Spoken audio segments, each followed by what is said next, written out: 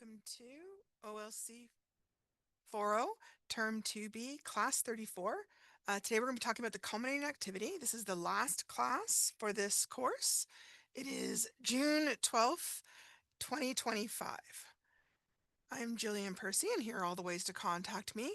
If you want to talk to me at the studio today, 1-800-465-7144.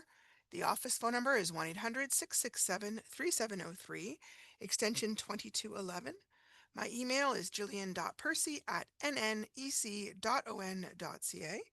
My Facebook is capital G, capital P, ERCY, space, capital W, AHSA. There are two YouTube channels. The most current version is on my teacher channel, which is the G. Percy WASA one. The WASA Distance Education Center has the one from term 1A, which was September, October.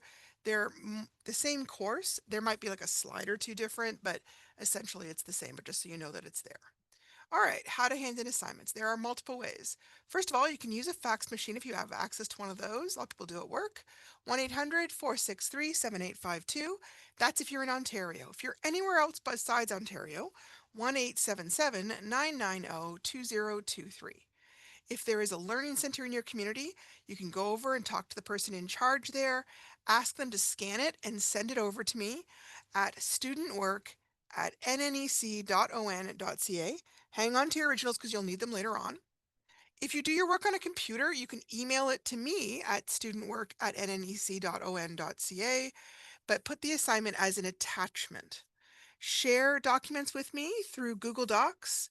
If you do that, use jillian.percy@nnecschools.org. Some people take photographs through Facebook and send it to me through Facebook or email. Now, I want to point out, first of all, if you do this, the whole page has to be your photograph. Taking two pages at once, it just is not clear enough for me to read. Okay. Secondly, you cannot put it in the body of the email. It becomes a gigantic hassle for us to pull it out, get it to the right size, print it properly. If you send it as an attachment, it is like 10 times easier. Okay. This is especially important because people will send me 20 photographs. And, that's not the kind of thing you want to spend an hour or so getting them to be sized properly when I can do it in about a minute if it's sent as an attachment. Okay, so please help us out that way. If you want to be super high tech, you can download a scanner app on your phone and then send that to me. That will produce a much higher quality result than just taking a photograph. Okay. I want to show this to you. So I use Adobe Scan. You download it onto your phone, then you open it up, and it's just like taking a photograph. The only thing is it'll have little dots in the corners to kind of line it up. It will also give you like a little cropping tool that you can crop if you only wanted to hand in like part of a page. Maybe the bottom page was a different assignment or something. And then you would just keep on taking those pictures over and over until you have all the uh, pages of your assignment scanned in. Then hit continue. Now it will let you preview things. At that point, you can reorder pages, crop pages, retake pages, hit save PDF, and then give it a name. I normally use the course name plus the assignment number, which is really important if you take multiple courses with us. So like OLC 40, assignment 15. And then save it. You have to save it somewhere. Google Drive, Dropbox, your phone storage, wherever you save things. Then send me an email and send it as an attachment. Don't just cut and paste it into the email. There's something about when it goes through that process where it just doesn't maintain the kind of quality that we need, okay? Today is considered the last day of this course. And I would normally say this is the last day I can accept assignments. If you are really close to being at the end and you want to hand in a few assignments tomorrow, contact me and let me know. If you're running really far behind in your assignments, you can enroll in the summer version of the course and continue your work then. I will also be doing marking in the summer. Now, there are no live classes during the summer, and I will not be here at the office. Okay, but there are other people here, and they will send me your work, and I will mark it and send it back to you. Okay. Um, you can still watch the recorded classes that exist, right? Those won't go away. They'll still be available on the YouTube channel. So if you're wanting to do that, let me know or call the office or go to the WASA Distance Education Center new page and fill in the WASA registration form and then send that to us, okay? All right. Learning goals. Okay. Not really going to worry about that today at this point. Huh. I thought I had taken this away. Okay. Yeah, I'm not going to worry about that either. We are on the culminating activity. At this point, everything else should be done. The culminating activity is the final activity. It is worth 20% of your mark. A lot of students who take this course struggle with test anxiety, so I no longer do an exam. I simply have what I consider a final project, but which the government likes to call a culminating activity. I generally give you about a week to do it. You can take longer if you want to, though.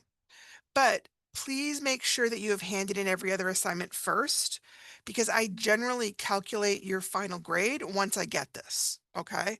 If there's a special reason why not to, again, just let me know. Okay.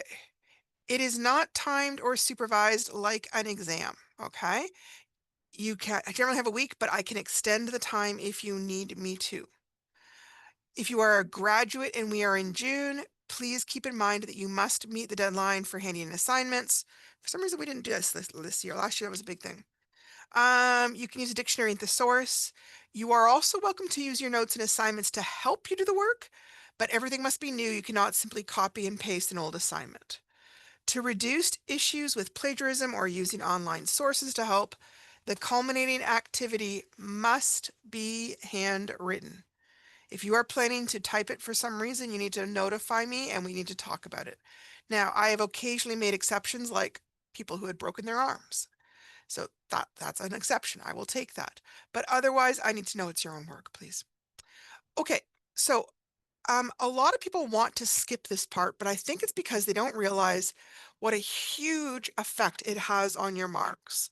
So I want to point this out, okay? The overall coursework for units 1 to 4 get added all together, and that ends up being about 70% of your mark. So if you got 55% on that, I times it by 0.7 for 70%, and you have 38.5 marks. Your portfolio, if you did it, I hope you did because it's a huge thing. If you got, oh, I think I did 64 here, 64% ends up being 6.1 marks. Now, let's say you skipped doing the common activity. Okay, well, you got 44.9 or 45%, which means, by the way, that you have failed the course. You have not passed the course. I will not pass you. But let's say you did do the common activity and you got 75%. Now you've got 15 extra marks. Suddenly you've got 59.9 and you've got a 60% mark. So it literally made the difference between somebody failing and passing. This happens a lot. It isn't a small thing. This happens all the time. Please don't skip doing the common activity. Okay. Basically, I have 4 kind of main sections on here. The first one is a reading selection that you answer a bunch of questions to. The answering questions should be able to relate to directly stated information, indirectly stated information, or making connections. The second reading, there is something you need to read and then summarize in your own words. Then we have a writing assignment where you have to write an informational paragraph using knowledge that you've gathered on an area that we have studied during this course. You can look at your previous assignments and notes if you need to. And then the second writing assignment is you're reflecting back on your reading and reflecting back on your writing skills. Okay? So I'm going to kind of review where we learned some of this stuff. So way back at the very beginning of this course, we talked about directly stated questions, indirectly stated questions, and questions that ask you to make connections. So if a question is looking for information that is directly stated, in other words, it's right there in the text, it'll say something like find, locate, list, tell, identify. Indirectly stated is where it's in the text, but you're going to have to kind of read between the lines a little bit and use your knowledge and experience to understand it.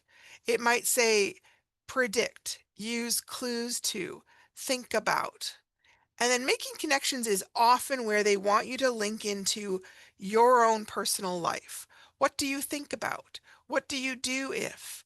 In your opinion. Okay, so I'm going to kind of go on to show you kind of this. There we go. So directly stated information is told directly in the text. The way they word it is usually a clue. It's going to be usually very specific and very detail oriented. You're either right or you're wrong. When did he get to school? Who does he live with? Where did the little boy go? What happened when the principal called him into the office? Indirectly stated information is a little more in the gray area. Okay. They, I think, are some of the toughest questions because you have to read the text, but you also have to kind of generate your own thinking. So if it says something like, how do you think the character feels? This isn't, and you go back and you reread that chapter, and maybe there isn't any sentence that states how he feels. But when it says, how do you think? It means that you're asking for their opinion. But based on the text. So when you look at the text, it doesn't say how he feels, but it does say he shouted, he slammed the door, then he went outside and kicked the dog. Well, from all these clues, you might guess that he feels angry, and your answer might say something like this. I think in this situation the character feels angry for several reasons. First, he starts shouting at his mother. Later, he slams the door and walks off. And then finally, he kicks the dog as he walks away. Those seem like the actions of an angry person. Okay, so you've still used the text, but you've also used your experience to interpret the text, to understand what you are reading. Some other phrases that might give you an idea that that's what they're wanting you to do. What do you think caused this action? How do you imagine the character feels about what just happened? Make a prediction about what Betty will do next based on her actions and statements in the book. In your opinion, what will the character do next? Use clues from the chapter to predict what event will happen next. Okay, making connections is where you are comparing the text to something else. There's three main types of connections. There is text to self, text to text, and then text to world. Okay, we're going to kind of talk about those. I'm giving myself a moment here to do that. Okay, text to self is when you're connecting what you see happening in the text with your own life, your own character, your own feelings, or your own events. I want to point out that age, gender, all these kind of things, they don't matter. I had somebody recently say, well, I don't know what that means because I'm not a girl. Well, girls and guys are not really aliens, right? I think if you thought about it, you would maybe know how it feels to be rejected or something, right? So you don't want to let small differences between you and that character get in the way. Okay, or I never went through this exact precise event. Well, that's okay. But have you gone through something similar? So here's an example. I can relate to how Josh probably feels when Karen turns him down at the dance. I bet he feels embarrassed even though he started acting angry, because when I have been turned down, that is how I felt. What I don't want to see is, well, I've never been to a dance, so I don't know. That's just not really trying to me. Okay, so do try. Text to text is where you're looking for a connection between one text that you're reading and another text that you're reading.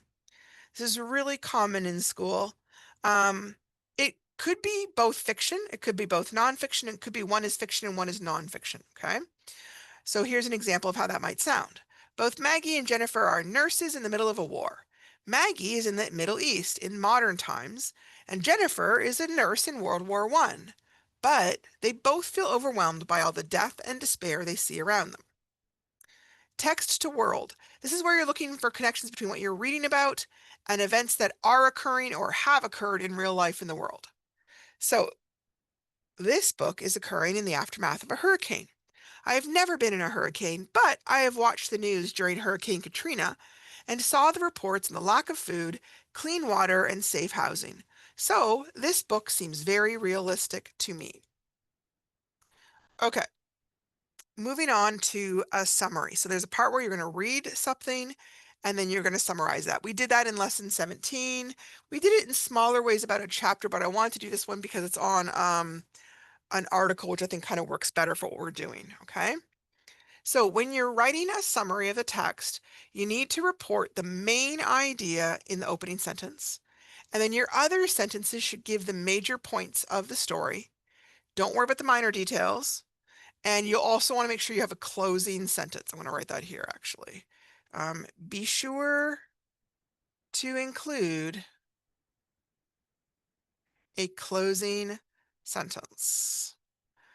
The summary should make sense as a piece of writing all by itself. In other words, if I didn't see the original article and I just read your summary, I would still understand all the important points of what happened.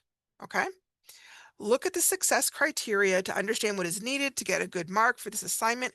I think I actually used the exact same rubric too. So that was one where we read the article about the First Nations water and made a summary of that. Here are the success criteria. I have explained the main idea of the overall article effectively in my opening sentence.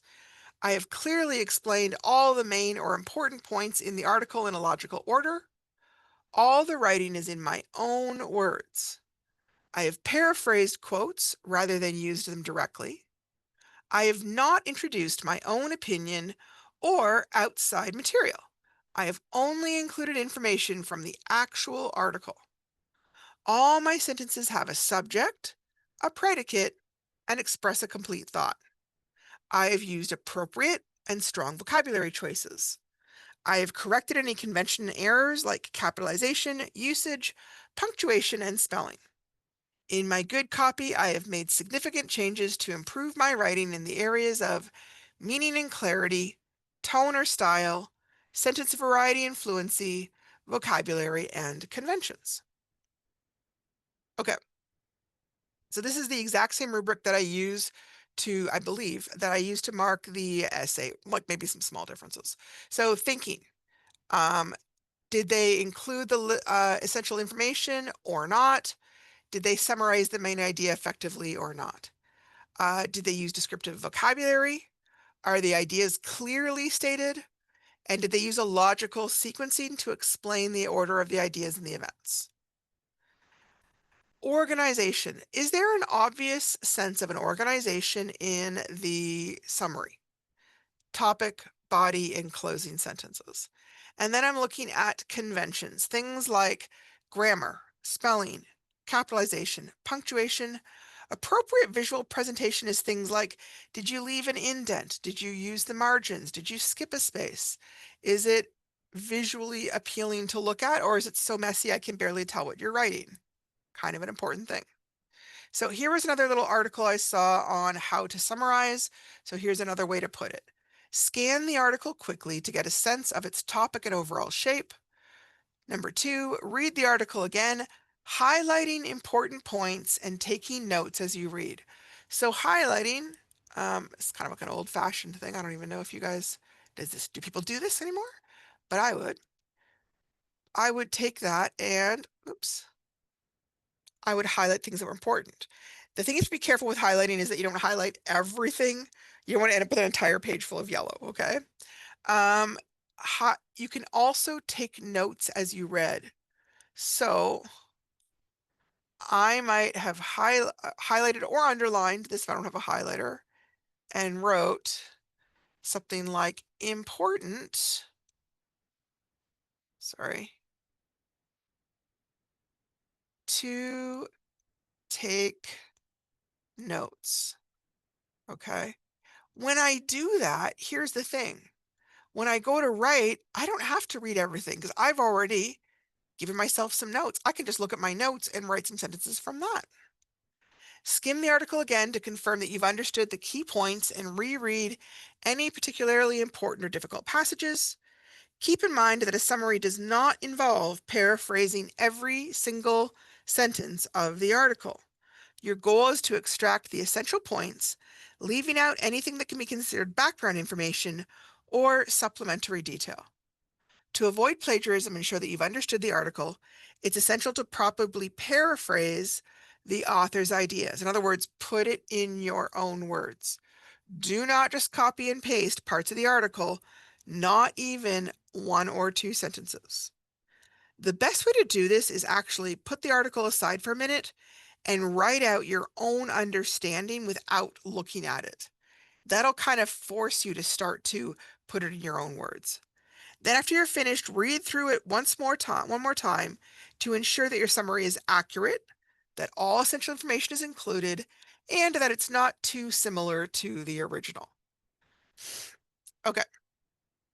The informational paragraph. Okay, so this is one of those things where I'm not crazy about this particular requirement, but it is one that the government demands. And it says basically that part of your final marks has to be based on an informational paragraph that students write based on information they've gathered during the regular course. So I can't just give you a new topic, and I'm not allowed to just let everybody write on whatever they feel like. It has to be a teacher assigned. So I'm not going to tell you what topic, but there are some things that we worked a lot on in um, some of the assignments and the units. And I am going to ask you to write an informational paragraph that includes some of the work that we did for those assignments. Now, I have deliberately tried to make it an easy topic that I thought that most people would feel comfortable writing about.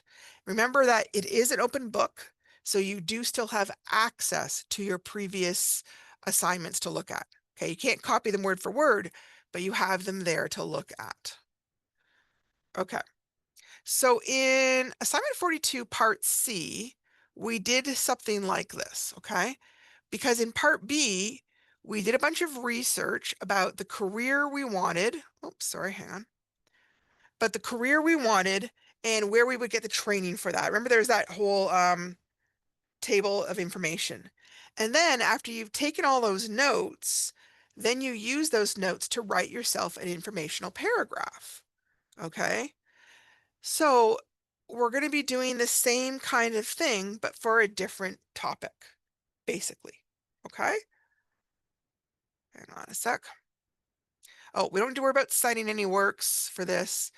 Brainstorming your paragraph. Now, these are the ideas for the specific one that we did, but I would definitely take a few minutes to write down some quick ideas on whatever you wanted to say. Because again, I always find it's easier to write if my ideas are already kind of captured a little bit, and I've just got to worry about how to make them sound prettier or more beautiful or smoother, right? So, oh, still can't kind of make it tuck in there. Okay. Information paragraph checklist. I'm just showing you this right now. I don't use this particular checklist for the assignment. I do have another rubric. I've cited at least 2 different sources of information in this paragraph. I have an opening sentence that states the main idea for the paragraph. I have at least 8 to 10 body sentences that explain the information from the chart in part B. I have a closing sentence that restates the main idea of the paragraph. My sentences are complete. They include a subject and predicate and express a complete thought. I have not used run-on sentences where you've got 2 or more sentences kind of pushed together without periods. And I have restated information in my own words, not copied directly from the source. Okay, so this is all my stuff, but here's what I want to point out. Some things are like make or break. In other words, they're the ones I really look at in order to make sure that you're doing this right. Okay. I have restated information in your own words. That's huge. I really, really, really, really look at this. I have at least 8 to 10 body sentences that explain the information. I have an opening sentence and I have a closing sentence. Okay. These are kind of, I would call this number 1, and I would call this part number 2. These are the most important things I'll be looking for, okay? Okay. So remember that you need to write a topic sentence or an opening sentence that summarizes the main findings of your informational topic. It can be tricky in a paragraph like this where there's a lot of small details. Your best bet is to pick a nice general opening sentence that covers all those details. Here are some examples, not on our topic, but on other topics. Becoming a firefighter requires great physical fitness, some training, and a spirit of adventure. Developing your skills and knowledge to become a nurse is hard work, but worthwhile if you love helping others. Okay. Um, I'm not going to mark your rough draft, but in the test or exam or however you want to put it, I do leave you room to do a rough draft in case you need one. Okay. I don't mark it, but you're welcome to do it. Just make sure your good copy goes under the section that says good copy. All right. For your good copy, I would suggest that you should have done a rough copy, and then I would go over and look at it. Are there any spots where there's incomplete sentences or where there's run-on sentences? Okay, in terms of the most common error, oh, well, let me do it. Why will not let me do it? Okay, run-on sentences. This is the most common error, bar none. Ideas are clearly stated, examples are given, good vocabulary is used, capital letters at the beginning of every sentence. That's another one that gets used, misdone a lot. And then proper punctuation used. Especially watch out for joining sentences with a comma only, which is not allowed. This is something we've talked about almost every day. So I really do look for it. I notice it, and you do lose marks for doing it, okay? If you struggle, oh, I didn't get a chance to finish this. If you struggle with writing correct sentences, you may want to stick to simple sentences. The problem is that too many simple sentences in a row can sound a bit choppy. So here is an example. I'm going to write on a topic. Let's see. I am writing about cats. Cats can be nice or mean. Cats come in different colors. They can be different sizes. You can train cats, but dogs are easier to train. Okay. I am writing about cats. Cats can be nice or mean.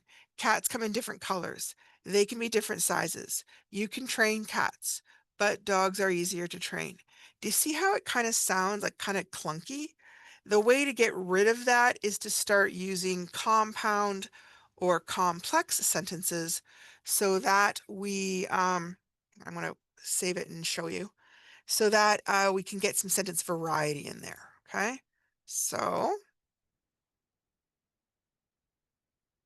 if I were going to do that, I would want to join things and turning them into compound or complex sentences. Do I have? Yeah, okay, we'll talk about this and we'll come back there if we have to. When you're joining sentences, you need to use a conjunction most of the time. There are three main types of conjunctions: coordinating, subordinating, and correlative. We didn't really do a whole lot on correlative. They're not related to what we're talking about now. Coordinating conjunctions, there's only 7. For, and, nor, but, or, yet, and so. Now we can connect words, items at the word level. Not every time you see those words, it doesn't automatically mean that it's a compound sentence. So if I said, tonight we're eating turkey and mashed potatoes isn't a sentence all by itself. I'm just joining those two things on my plate. Becky and Susan are coming over to watch movies. Okay, well, Becky all by itself isn't a sentence. He was handsome but mean. Again, mean is not a sentence all by itself. I would rather swim or read on a hot day. Same thing. Okay. I can also do it at the phrase level. The phrase level is going to usually not have the subject. Okay. So here I've got the new kitten chased the red laser pointer and pounced on the pretend mouse. Okay. not a compound sentence because there's no subject here. It has to have a subject because it's two simple sentences on each side, and every simple sentence has to have a subject. She skated with a great deal of speed, but without much precision. Is there a person here? No, there is on this side, but not over on this side. There has to be one on each side of that conjunction. I like to read in the park or at the coffee shop. Again, there's no subject on this side. I cannot pretend to like your new boyfriend, nor his odd roommate. Okay, when we use coordinating conjunctions at the sentence level, then we create compound sentences, and it will have a subject on both sides. I love to go skiing, but I hate skating. All right, so those are, hang on a sec. Okay, well, I guess I'm going to use this. I is my first subject. I is my second subject. The trees are growing nicely and the flowers are thriving too. The trees is my first subject. The flowers is my second one. He did not get time to finish planting the garden. He is my first subject. Nor did he get finished fixing the steps as he had promised. We could go to the new movie at the mall, or we could go ice skating at the arena. So the other thing to think about is dependent clauses versus independent clause. An dependent clause is also considered an incomplete sentence. So you can't have these kind of clauses sitting there all on their own. They have to be attached to a independent or a main clause. So every type of clause does have a subject and a predicate, but for a dependent clause, there's usually what happens is we've added a subordinating conjunction, and so now it no longer makes sense unless you connect it to another part, right? It'd be like a seesaw with half the seesaw cut off, okay? Some examples of dependent clauses are unless he brings the money, if she says yes, before you put in the eggs, once you finish the car, since you're already mad. Now, if I change those, you can hear how it sounds different, okay? I've added an independent clause. The dependent clause is underlined. The independent clause is not. Unless he brings the money, I can't buy the groceries. I am going to marry that girl. If she says yes, before you put in the eggs, make sure the pan is hot. We need to mow the lawn once you finish the car. Since you're already mad, I might as well tell you I am the one who broke the vase. Okay, so when you're doing these kind of complex sentences, you want to choose subordinating conjunctions that explain the relationship between the two simple sentences or two clauses. So some can show causal relationships. In other words, literally what's causing it, what made it happen. As, because, in order, so that, now that, or since. Granting concessions, although, as though, even though, just as, though, whereas, and while. Or specifying conditions or limitations. If, even if, in case, provided, unless. You could be telling the place, where, or wherever. You could be talking about time, after, as soon as, before, once, still, till, until, when, whenever, and while. You could be setting up comparisons like as or as though, as long as wide as short as heavy as. I could also be setting up contrasts, though, whereas, while, and although. And you can see some of these count and can show more than one relationship, okay? So we've done this before. Hang on, I'm just going to try and see how many pages I've got left. A few. I'll do one of two. Here we've got two simple sentences, and I want to join them up to show place. The soldiers laid the bombs. they could find hiding spaces.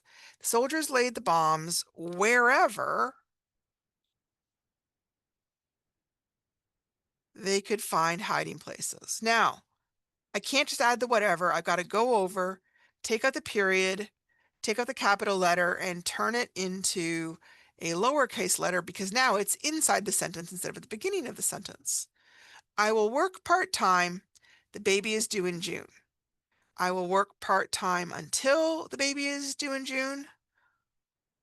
I will work part-time since the baby's in June. I'm just going to say until. Until the baby is born in June. Now, again, I've got to turn that capital T down into lowercase one because otherwise it wouldn't make any sense to have a capital in the middle of a sentence, right? We always change that. Okay, so when you are going to do the last section, which is where you're doing reflections. Well, we just did a bunch of reflections in assignment 44 and in assignment 43. So this actually should be really easy, right? Remember, you still have access to your assignments. You can't copy them word for word, but you can certainly use them to get some ideas, okay? So just like for assignment 44, I would take a look at the work we did in assignment 43, all those pages, and look at where you selected your best work in each subcategory, and then think about it. Because if we're doing one paragraph on reading, what did you notice about the one you picked for narrative and graphic and informational? Um, did you notice some similarities? Were there some things that improved everywhere? Um, you might also want to think about your weakest assignments, like your weakest ones compared to your strongest ones. What are some of the differences? Okay. Sometimes you might also want to look at my notes because I'll have mentioned specific things like much better work explaining your ideas and supporting them with details from the text. And that can give you some ideas of what to write about, right? So that were these things that should be filled in. You still have access to your work. You still have access to your portfolio as long as you sent it in early enough and you've gotten it back in time. So we talked the other day about all the different reasons for choosing why a reading assignment is your best. Here is an example of some of the things you could look at. Improved understanding of features and the organization of the reading format, improved understanding of text content, of nonfiction text features, of fictional literary elements such as plot, character, setting, conflict, theme, more effectively explained your ideas and opinions about a text. It's more clear, it has more details, it has more depth. You've demonstrated better understanding of how the format relates to the audience and relates to the purpose. Effectively understood and explained main ideas in sequence. Ability to state opinion or interpretations and provide evidence from the text. Able to locate information and details. Able to use strategies to track and record ideas and information. This is a key one. You're going to want to be able to do that. Okay. Then I would just take some time, jot down some little notes like we did here, and then I would write my paragraph. I would pay attention to how many pages it asked, or sorry, how many sentences it asked for, okay? I think it's worth about 20 marks each, so you want a significant amount. And again, this is the more or less similar to the rubric that I'd be using, okay? It won't change significantly. All right. Here are the reasons for why a writing assignment might be your best. Improved ability to identify and apply your understanding of the topics, the audience, the purpose, and the writing format. Improved ability to use pre-writing or brainstorming strategies. Improved ability at creating a strong rough draft. Improved ability at revising a rough draft. Improved ability of your editing skills. Improved ability to write in a specific writing format, such as summaries, informational paragraphs, opinion pieces, fictional or non-fictional narrative writing. Improved ability to create clear and correct sentences with a proper subject and verb that expresses a complete thought with an appropriate level of detail. Improved ability to write in a variety of sentence structures, to create good flow in a paragraph and connect your ideas and information more effectively. Improved level of vocabulary or specific word choices to express or describe your ideas more effectively, improved ability to use writing techniques such as transition phrases, vivid description, and details, good examples or supporting evidence, tone, or language level. Okay, I'm not going to go over the journal assignment. We kind of did that already. And it's not really the main point, and we don't really talk about journaling in this assignment. Okay. Now, you can take more or less as long as you need for that culminating activity. It's not like doing an exam. So you have to just sit down, write it for 2 hours, and then hand it to me. Okay. You can do some writing, come back tomorrow, do some more writing. Do some writing over the weekend. On Monday, take a look and start making some changes. Okay. All of that is fine because it's open book. Okay. And it is untimed. But once you've handed it to me, I generally, once I'm finished marking it, immediately create your report card. If you still have some assignments that you're planning to hand in, let me know, okay? Because I can hold off on creating the report card. But it can be frustrating for me to create a report card because I think you're done, and then the next day you hand me in an assignment, right? So let me know if that is your plan, okay? I don't mind it, but I need to know, especially at this time of year because we only have, gosh, 6 days left of school. And like next Thursday is grad. Friday there's like a staff party, so you've not got a whole lot of time. If you need to reach me, you need to reach me somewhere between today and probably Wednesday. Okay, so let me know if you need help. Let me know if you need an extension. Talk to me so I can help you figure things out. All right. I've really enjoyed teaching you. If you have not yet reached out to me, please do so. I love talking to students and I am always happy to help.